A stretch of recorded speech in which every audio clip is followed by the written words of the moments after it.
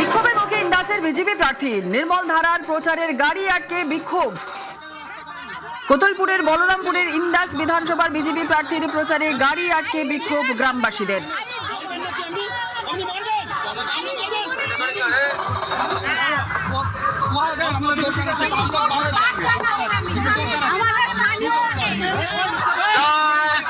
নির্মল ধারার প্রচারে গাড়ি আটকে কেন বিক্ষোভ দেখানো হচ্ছে, ঠিক কি অভিযোগ উঠছে, আরো বিস্তারিত জানাবে দেবব্রত আমাদের সঙ্গে রয়েছে। দেবব্রত, কি জানা যাচ্ছে?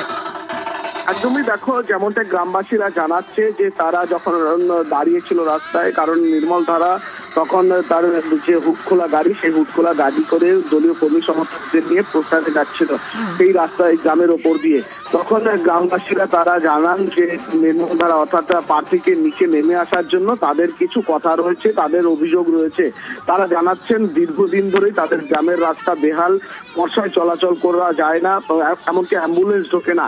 সেই কথাই তাদের নির্মল ধারাকে বলতেন, অর্থাৎ বিজেপি প্রার্থীকে বলতেন, কিন্তু তিনি কিছুতেই গাড়ি থেকে নামেননি নিচে, তাদের সঙ্গে কথা বলেননি, বরঞ্চ তার জোরে মাইক বাজিয়েছে, উচ্চস্বরে মাইক বাজিয়েছে, এমনটাই অভিযোগ। এরপরেই তারা রাস্তায় বসে যায়, নির্মল ধারার প্রচারের গাড়ি আটকে দেয়। তারা জানায় যে 5 বছর তিনি বিধায়ক ছিলেন, এলাকায় আসেননি। 21-এর ভোটের আগে তিনি এলাকায় এসেছিলেন, তারপরে আর এলাকায় দেখতে পাওয়া যায়নি, এলাকায় উন্নয়ন করেনি। আজ আবার ভোট চাইতে এসেছে, যে কারণেই তারা তাকে আটকে বিক্ষোভ দেখিয়েছে। সব মিলিয়ে রাজনৈতিক চর্চা শুরু হয়েছে। বিজেপির পক্ষ থেকে বলা হচ্ছে যে এটা তৃণমূলের সাজানো নাটক, এইভাবে বিজেপিকে রোখা যাবে না। অন্যদিকে তৃণমূলের দাবি এটা জনরোষ, 5 বছর দেখা যায়নি, তাই মানুষ ক্ষোভে এই ঘটনা ঘটিয়েছে। বেশ, গ্রামবাসীরা কি বলছেন শোনাবো। বছর বিধায়ক হয়ে আছেন নির্মল ধারা, এখানে বিধায়ক এসে আমাদের কোনদিন 5 বছরের মধ্যে একদিন এইদিকে আসেনি। সেই দাবি নিয়ে এখানে দাঁড়াইছিলাম। বিধায়ক আবার নামবেননি এখান থেকে, গাড়ি থেকে উল্টো পাল্টা কথা বলছে, ওই জয় শ্রীরাম করে চলে এলো। উনি বলছেন আমি গাড়ি থেকে নামবো নি, আপনারা যা ভালো বুঝবেন করবেন, গাড়ি জ্বালিয়ে দেবো, ই করবো সি করবো। রাস্তা বর্ষাকালে তো কেউ বেরোতেই পারে না রাস্তার জন্য, সেই রাস্তাটা করার জন্য আমাদের এই ওদেরকে আটকানো। ওনার কিছু বলছেই না, ওদের বেশি করে মাইক বাজিয়েই যাচ্ছে। তারপর আমরা বলছি মাইক বন্ধ করে কি নেমে আসুন, এসে রাস্তাটা দেখুন, দেখে তারপরে এখান দিয়ে যাবেন। পুলিশ এসে আমাদেরকে বলছে যে সাইড দাও, রাস্তা হবে। স্থানীয়দের দাবি একটি ব্রিজের বছর 10 আগে কাজ শুরু হয়েছিল, কিন্তু এখনো সেই ব্রিজ তৈরি হয়নি। ভোট আসে ভোট যায়, মেলে শুধু প্রতিশ্রুতি। বাঁকুড়ায় ভোগান্তি আর কমে না।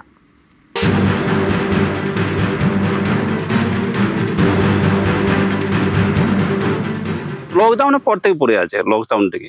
এই ব্রিজ হলে তো আমাদের খুবই ভালো হয়, কারণ আমাদের নদীর ওই পারে ব্লক আছে, ওন্ডা ব্লক, তারপরে থানা আছে, কলেজ আছে, সুপার হাসপাতাল আছে। আমাদের ব্রিজটা হয়ে গেলে যোগাযোগটা ভালোই হতো। এখন তো তারও তো রাস্তা রয়েছে, বর্ষাকালে নৌকার করতে হয়। তারপরে ভর্তি বান হলে তখন তো আর নৌকা চালানি বন্ধ থাকে।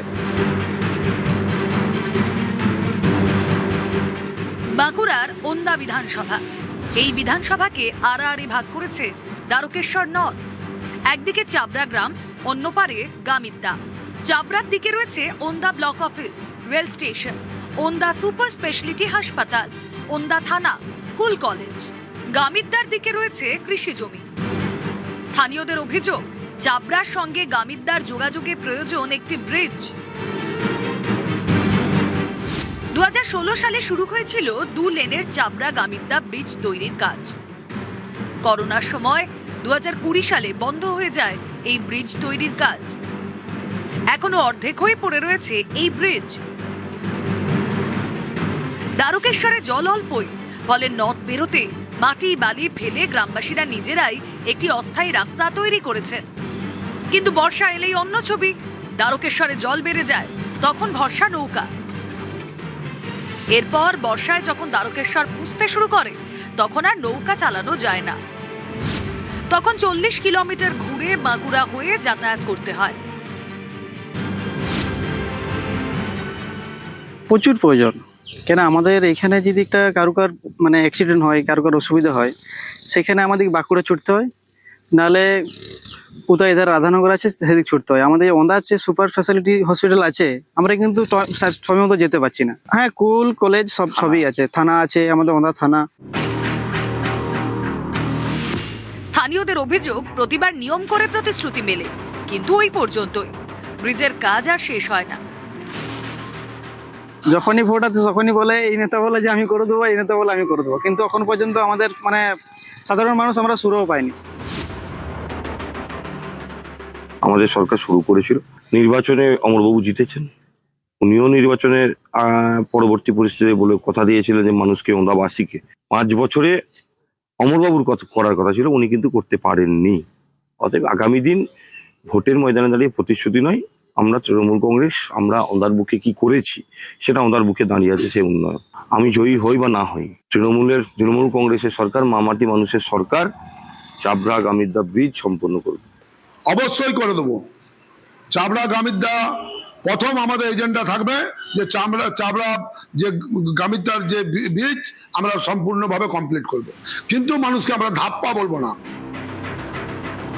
শুধু ব্রিজ নয়, অভিযোগ রয়েছে ওন্দা কৃষক বাজার নিয়েও। স্থানীয়দের দাবি 2016 সালে কৃষক বাজার তৈরি হলেও তাতে কেনাবেচা হয় না বললেই চলে। বছরের 3 থেকে 4 মাস ধান ওঠার সময় এই কৃষক বাজারের ভিতরে ধান্য ক্রয় কেন্দ্রে কাজ হয়, বাকি সময় খাঁ খাঁ করে বাজার। অভিযোগ সন্ধ্যা নামলেই বসে মদের আসর। স্থানীয়দের দাবি এই কৃষক বাজারকে ঠিকমতো কাজে লাগানো হোক, তবে সবার আগে দরকার ব্রিজ। ভোট এলেই এই চাপড়া গামিদ্দা সেতুই ইস্যু হয়ে দাঁড়ায়, যেখানে দেখতেই পাচ্ছেন এই চাপড়া গামিদ্দা সেতুর প্রায় 8টি পিলার তৈরি হয়েছে, ব্রিজের একাংশও তৈরি হয়ে গেছে, কিন্তু তারপরও সংযোগ হয়নি এই চাপড়া গামিদ্দা সেতু। বর্ষাকালে দুর্ভোগ বাড়ে, তখন অগত্যাই বাঁকুড়া থেকে ঘুরতে হয় 40 কিলোমিটার। ভোট আসে ভোট চাই, দ্বারকেশ্বর নদী দিয়ে প্রচুর জল বয়ে যায়, কিন্তু চাপড়া গামিদ্দা সেতু রয়ে যায় সেই তিমিরেই। বাঁকুড়ার ওন্দা থেকে প্রিয়ব্রত গোস্বামী, নিউজ 18 বাংলা। একদিকে পশ্চিম বর্ধমানের বার্নপুর আর আরেকদিকে বাঁকুড়ার শালতোরা, মাঝে দামোদর, আর দামোদরের ওপর নেই পাকা সেতু। বাঁশের সাঁকো ধরেই ঝুঁকি যাতায়াত। ভোট আসে ভোট যায়, প্রতিশ্রুতি মেলে কিন্তু পাকা সেতু মেলে না।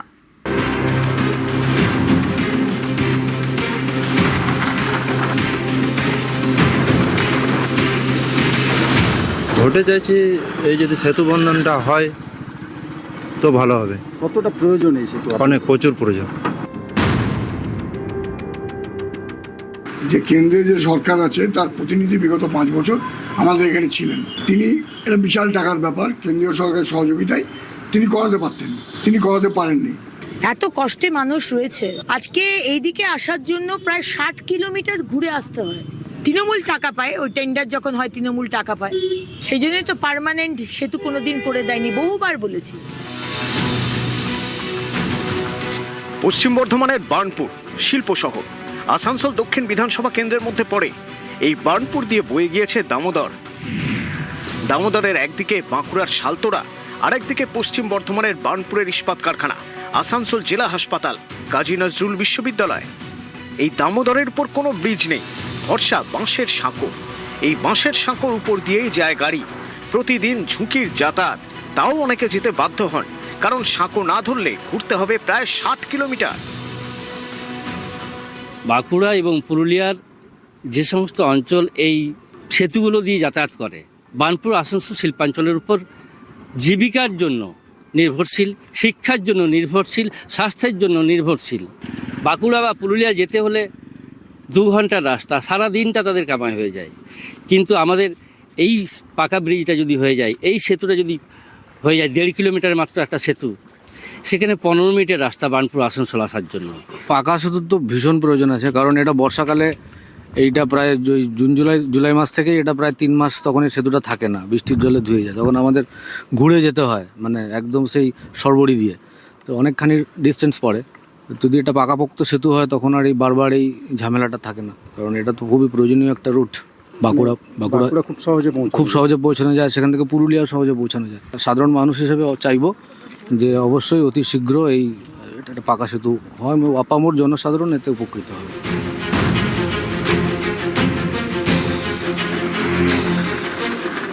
বার্নপুর পরে আসানসোল দক্ষিণ বিধানসভা কেন্দ্রের মধ্যে।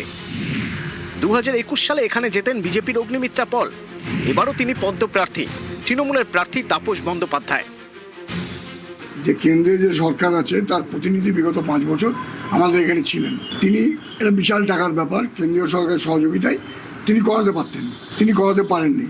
5 বছর দেখেছেন, আগামী 5 বছর যদি আমাদের হাতে আপনারা এই এলাকার দায়িত্ব তুলে দেন, তাহলে আমরা নিশ্চয়ই এই সেতু কেন্দ্রীয় সরকারের বঞ্চনা সত্ত্বেও এই সেতু মমতা ব্যানার্জি সরকার করবে, এটা আমি আপনাদের অ্যাসিওর করতে পারি। এত কষ্টে মানুষ রয়েছে, আজকে এইদিকে আসার জন্য প্রায় 60 কিলোমিটার ঘুরে আসতে হয়। তৃণমূল টাকা পায়, ওই টেন্ডার যখন হয় তৃণমূল টাকা পায়, সেই জন্যই তো পার্মানেন্ট সেতু কোনোদিন করে দেয়নি। বহুবার বলেছি, আমি কেন্দ্র সরকারের সাথে কথা বলছি, তারা বানিয়ে দেবে, এবার আমরা করব। পশ্চিম বর্ধমানের বার্নপুর থেকে দীপক শর্মা, নিউজ 18 বাংলা। ভোট আসে ভোট যায়, দুর্ভোগ কাটে না কাকদ্বীপের নাদা ভাঙার। ধীরে ধীরে নদীগর্ভে তলিয়ে যাচ্ছে এই গ্রাম, আর ভোট বাজারে পাকা বাঁধের দাবি এখন জোরালো। নদীর পারে বাস, চিন্তা 12 মাস। কাকদ্বীপ বিধানসভার নাদা ভাঙা। মুড়িগঙ্গা ও হাতানিয়া দোয়ানিয়া নদী মিলিত হয়েছে এখানে। নদীপাড়ের বাসিন্দাদের দুশ্চিন্তার শেষ নেই, পাকা বাঁধ নেই। বছরের পর বছর নদীতে তলিয়ে যাচ্ছে বিঘের পর বিঘে জমি। গত 40 বছরে গ্রামে 1 কিলোমিটারের বেশি এলাকা নদীগর্ভে চলে গিয়েছে বলে দাবি। প্রায় 1000 পরিবার বাড়ি ছেড়েছে, আর এখনো যারা আছেন তাদের মনে প্রতি মুহূর্তে ভিটেমাটি হারানোর ভয়। ভোট আসে ভোট যায়, কিন্তু আমাদের নদী ভাঙার স্থায়ী কোনো পরিকল্পনা হয়নি। আমাদের এইভাবে নদী বাঁধ ভেঙে আমরা সর্বহারা হয়ে যাচ্ছি। আমাদের 3 বার বাড়ি চেঞ্জ করেছি। স্থায়ী যদি কোনো পরিকল্পনা নেওয়া হয়, এই গ্রাম বাঁচানো সম্ভব না। স্থানীয়দের অভিযোগ, কোনো রকমে বাঁধ তৈরি করে দেওয়া হয়, কয়েকদিন পরেই সেই বাঁধ জলের তোড়ে ভেসে যায়। এবার যেই দলই জিতুক তারা যেন কংক্রিটের বাঁধ তৈরি করে দেয়, দাবি নদীপাড়ের বাসিন্দাদের।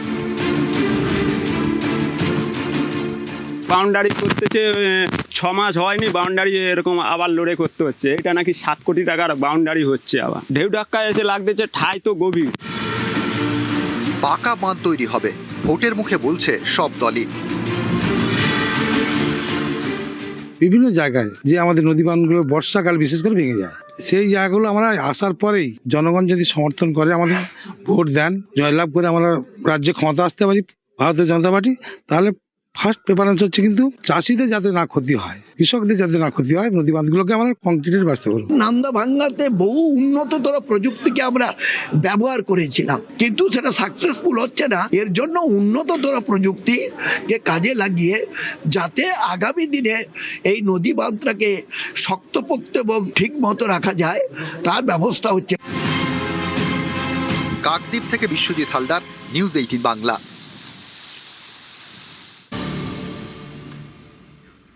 বৃহস্পতিবার অসমে ভোট, আর তার আগে পশ্চিমবঙ্গ থেকে অসম যাওয়ার 2টি স্পেশাল ট্রেন। ভোটের মুখে কেন অসমে এরকম স্পেশাল ট্রেন? এটা কি ডাবল ইঞ্জিন সরকারের খেলা? প্রশ্ন তৃণমূলের, গুরুত্ব দিতে নারাজ বিজেপি।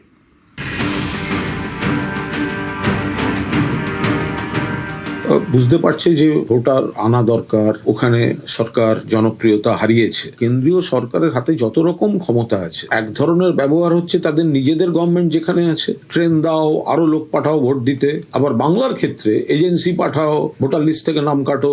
ডাবল ইঞ্জিন সরকারে তো সুবিধে বলতেই পারেন, কিন্তু আজকে পশ্চিমবঙ্গ ডাবল ইঞ্জিনের সরকার না থাকলেও এখানেও কিন্তু আমরা আমাদের অন্যান্য রাজ্যে যারা আমাদের মানে পশ্চিমবঙ্গের নাগরিকরা রয়েছেন তাদেরকে আমরা আনার ব্যবস্থা করব, সেরকমই কথা হয়েছে।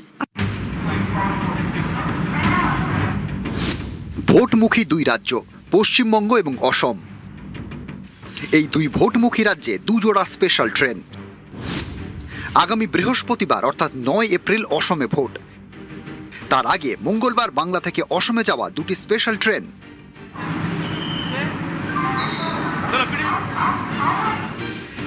এ নিয়ে বিজ্ঞাপন দিয়েছে পূর্ব রেল। মঙ্গলবার সকাল 10:40-এ শিয়ালদা থেকে, মঙ্গলবার রাত 8টায় হাওড়া থেকে, শিয়ালদা থেকে ডানকুনি জংশন, বর্ধমান জংশন, বোলপুর শান্তিনিকেতন হয়ে ধূপগুড়ি, ফালাকাটা, কামাখ্যাগুড়ি।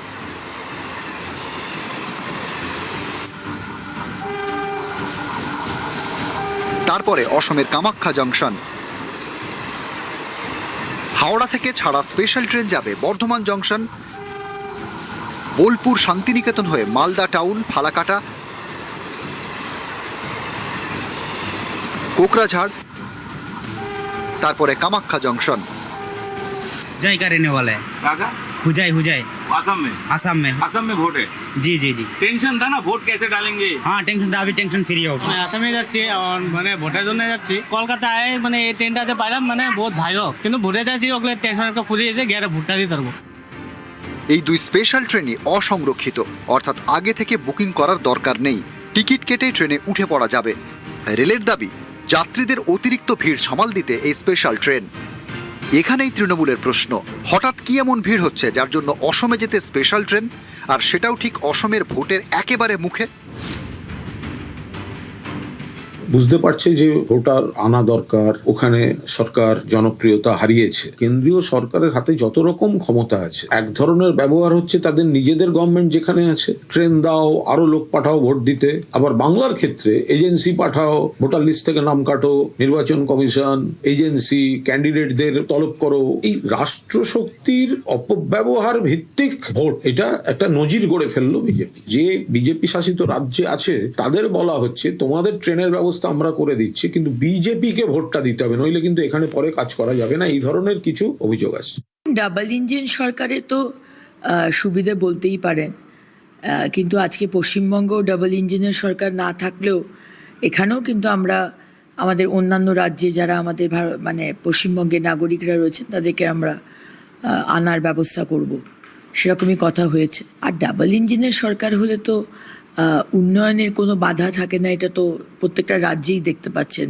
এরকম যদি টিএমসির মতো সরকার হয়, যারা রাজনীতিটাই তাদের কাছে মেন, উন্নয়নটা তাদের কাছে প্রায়োরিটি নয়, অগ্রাধিকার নয়, ডাবল ইঞ্জিনের সরকার হলে কতটা স্মুথলি একটা সরকার এগোতে পারে, ডেভেলপমেন্ট এগোতে পারে, কিন্তু আমরা হাড়ে হাড়ে টের পাচ্ছি। নিউজ 18 বাংলা।